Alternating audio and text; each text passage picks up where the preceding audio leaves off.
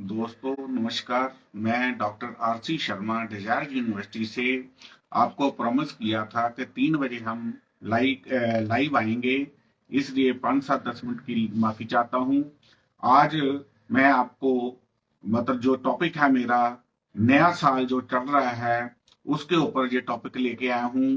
सबसे पहले तो मैं सभी hot news India TV channel के व्यूअर्स को नए साल की मुबारकबाद एडवांस में देने लगा हूं और मेरा अभिनंदन स्वीकार कीजिए। आज का मेरा टॉपिक है एस्ट्रोलॉजी के ऊपर। गोचर। गोचर, गो मीन चलना, चर मीन चलना।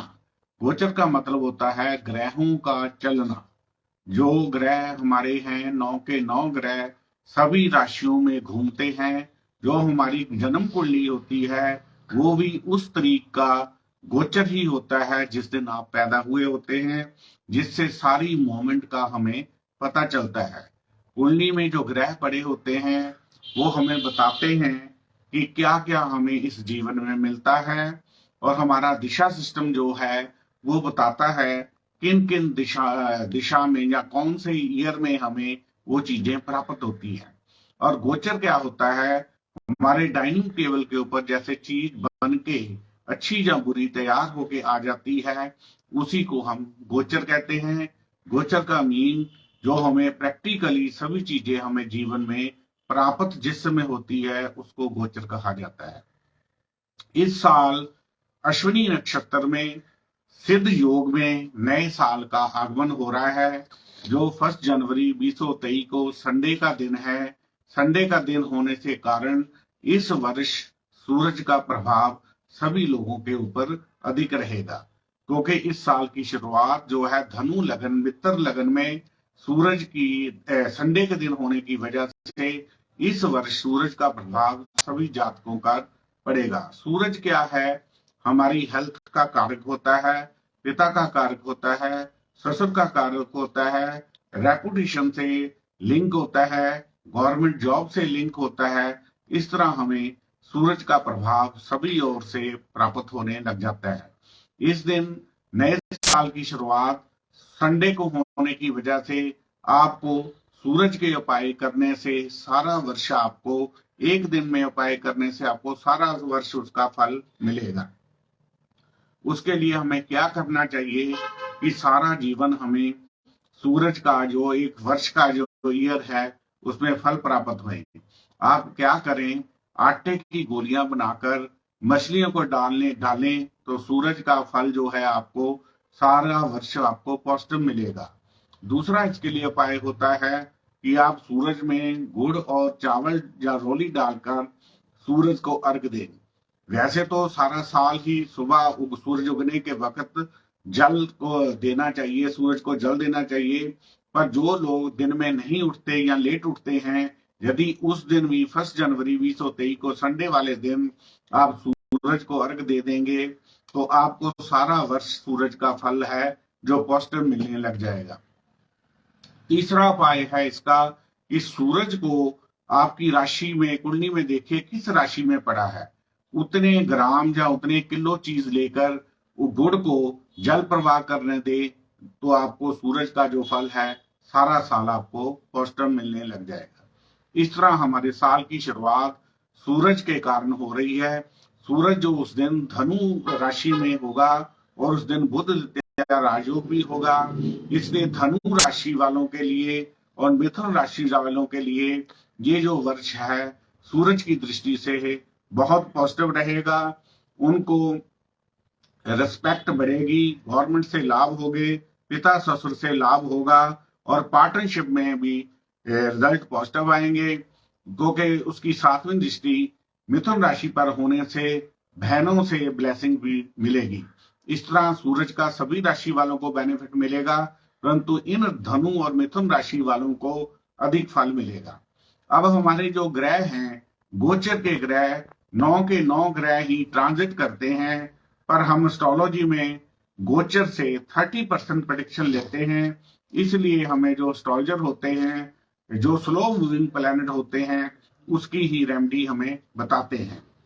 आप सबसे पहले लीजिए कि चंद्र जो है सबसे फास्ट ग्रह होता है, जो 2.5 दिन के बाद ये चेंज कर लेता है। इसलिए चंद्र का फल बहुत ज्यादा उपाय करने की हमें जरूरत नहीं पड़ती।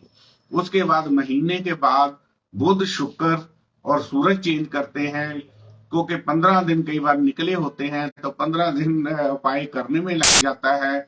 इसलिए जो महीने में ग्रह भी चलते हैं उनके ऊपर भी इतना हम एस्ट्रोलॉजी में ध्यान नहीं देते। पर वृश्चिक में तो सभी ग्रहों का इफेक्ट होता है, जितनी देर के लिए जिस राशि में होता है। उसके बाद हमारा मंगल होता है, जो 45 डेज चलता है। इसका भी हम इतना वृश्चिक में इसके एनालिसिस नहीं कहते। सो मेरा कहने का भाव है कि फास्ट मूविंग प्लैनेट जो होते हैं, चंद्र, शुक्र, बुध और सूरज या मंगल, इनका हम अधिक ध्यान नहीं देते। सबसे हमें गोचर में जो है स्लो मूविंग प्लैनेट जो हमारे होते हैं उनके ऊपर ध्यान देना चाहिए। सबसे स्लो जो होता है शनि होता है, उसके बाद राहु केतु होते हैं, उसके बाद गुरु होते हैं।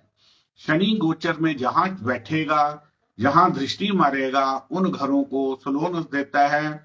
शनि की जो दृष्टियां जहां बैठा है 3, 7, 10 होती हैं।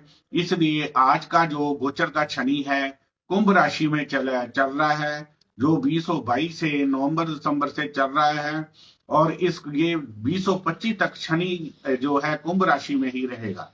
इसलिए जहां से इसकी तीसरी दृष्टि, 7वीं दृष्टि और 10वीं दृष्टि पड़ेगी, उन घरों को ये शनि स्लोनेस देगा। आपको ये देखना है, अच्छे घरों को स्लोनेस देगा तो हमें प्रॉब्लम देगा, नेगेटिव हाउसेज में ये स्लोनेस देगा तो हमें उसमें बेनिफिट भी मिलता है। इसलिए शनि जो है 2.5 वर्ष तक एक राशि में चलता है। ये शनि जो है 2025 तक इसी राशि में चलेगा। अब उसके बाद दूसरा स्लो मूविंग प्लैनेट आता है राहु और केतु। राहु हमारा 1 नंबर राशि में चल रहा है। यहाँ ये राहु का क्या होता है, गोचर का काम, यहाँ बैठेगा, यहाँ दृष्टि मारेगा, ये एंटी क्लॉकवाइज चलता है। ये घरों को कंफ्यूजन देता है और बढ़ाता है। राहु की दृष्टि 5, 7, 9 होती है। 1 नंबर राशि से एंटी क्लॉकवाइज इसको देखें, जिन जिन घरों के ऊपर इसकी दृष्टि आएगी वहां पर ये कंफ्यूजन या फास्टनेस देगा। तीसरा गोचर का ग्रह होता है हमारा केतु। केतु का काम क्या है, यहाँ बैठता है, यहाँ दृष्टि मारता है, तो ये उन घरों को के प्रति लस्टफुल बनाता है या उस बॉडी पार्ट्स को हमें पेन देता है। इसलिए केतु का जो रोल होता है, ये 7 नंबर राशि में चल रहा है, ये भी एंटी क्लॉकवाइज चलेगा। इसकी भी 5, 7, 9 दृष्टियां होती हैं। जिन जिन घरों पर इनकी दृष्टियां पड़ेंगी उन घरों के प्रति ये बॉडी पेन या कंफ्यूजन या कोई ना कोई किस तरह की लस्टफुल आदमी को बनाता है। उसके बाद हमारा स्लो मूविंग प्लैनेट है गुरु। गुरु है जो एक राशि में 1 साल चलता है, जो 23 अप्रैल को 2023 को ये राशि परिवर्तन करके ये भी जो है मेष राशि में आ जाएगा। और गुरु का क्या काम होता है, गोचर में जहां बैठता है उस घर का नाश करता है, और जहां दृष्टि मारता है इसकी दृष्टि क्लॉकवाइज होती है 5, 7, 9।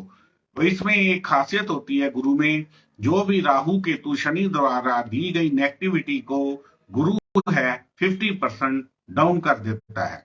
इस तरह हमारा ये गोचर का जो हमारा ट्रांजिट है इस तरह वर्क करता है। इसलिए एस्ट्रोलॉजी में गोचर से हमें 30% प्रेडिक्शन लेते हैं, बाकी प्रेडिक्शन हम कुंडली के बाकी घरों से लेते हैं, तभी हमारी ये 100% प्रेडिक्शन बनती है। इसलिए आम जातकों को जिनको एस्ट्रोलॉजी की नहीं भी नॉलेज है, तो आप केतु की चीजों को जल प्रवाह कर दो, राहु की चीजों को शमशान घाट में फेंक दो, और शनि की अपनी कुंडली के मुताबिक टिक्का लगा लोगे, तो ये तीनों चीजों के ये करने से कुंडली हर जातक की जो है 30% पॉजिटिव रिजल्ट देने लग जाती है।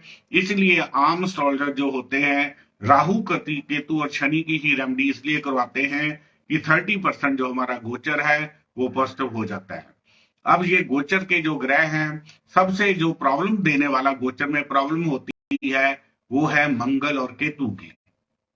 जिस जातक की कुंडली में मंगल और केतु इकट्ठे होते हैं या उनका दृष्टि संबंध बनता है, तो जिनकी कुंडली में, जन्म कुंडली में ये कॉम्बिनेशन होगा, जब भी गोचर में मंगल और केतु इकट्ठे युति या दृष्टि संबंध बनाएंगे तो उस बॉडी पार्ट की जातक की सर्जरी करवा देते हैं।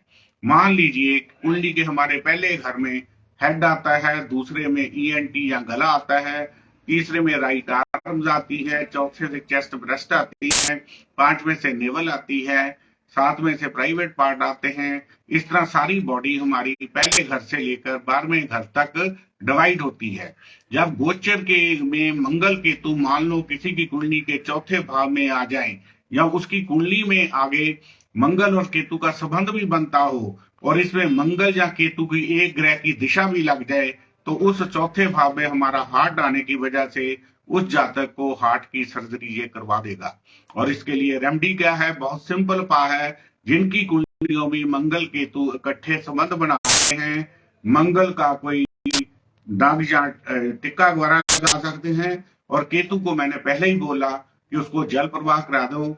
जो आप मंगल और केतु का दृष्टि संबंध कुंडली में तोड़ लोगे तो उस बंदे की सर्जरी से बचा जा सकता है। इसलिए मंगल और केतु हमारी कुंडली में कैंची का काम करते हैं। केतु कैंची और मंगल ब्लड शेड, इसको एस्ट्रोलॉजी की भाषा में सर्जरी का कॉम्बिनेशन दिया गया है। यदि आपको भी ऐसा कोई कॉम्बिनेशन हो, हमारे चैनलों पर आप कांटेक्ट कर सकते हैं। हॉट नोज इंडिया टीवी के को भी अप्रोच कर सकते हो या मुझे पर्सनल भी आप अप्रोच कर सकते हो। मेरे नंबर स्क्रीन पर चलते हैं या मेरे से सुन सकते हैं। मेरा नाम डॉक्टर आरसी शर्मा, मैं डिजार्ज यूनिवर्सिटी का एमडी हूं और मेन एस्ट्रोलॉजी का मेरा काम सिखाना है।